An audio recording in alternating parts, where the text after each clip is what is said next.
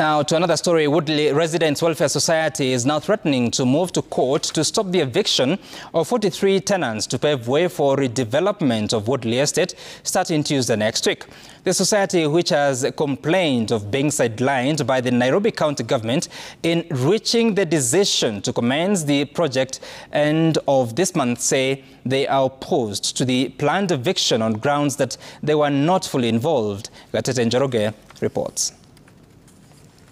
Veteran broadcaster and former director of presidential events Sami Lui welcomes us to his home in Woodley Estate in Nairobi. Only that this time round, our visit is not for some pleasantries. Right. A place he has called home for the last 56 years will likely go down soon to pave way for the redevelopment of the estate.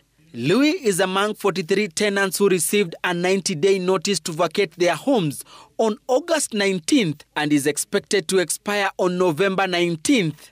We have nothing against development, but let us be engaged.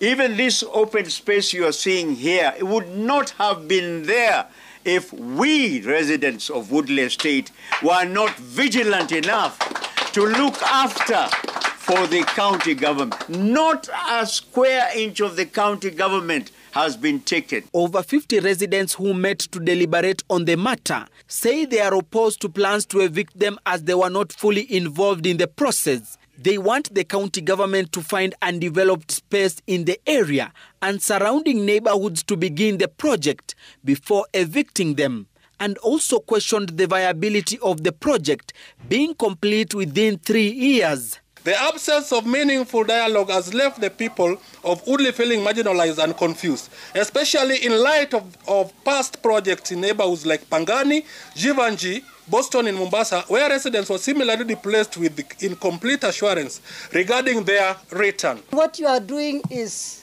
going to result into what we call gentrification, removing people who really needed the space to give to others who may not have even needed the space. We are aware cities are growing and growing fast like Nairobi. But even cities like Nairobi, as they grow, they need variety. With less than a week before the expiry of the vacation notice, the society says it will head to court to stop any planned eviction of the tenants. The process of evicting a county estate tenant is a judicial process. It is not a county process, and that is what we would want Governor Sakaja and his officials in City Hall to understand. However, there is a division among residents.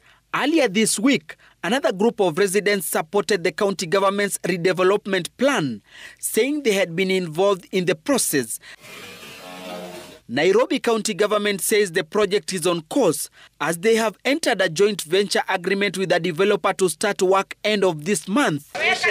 Gatete Njoroge, Citizen TV, Nairobi.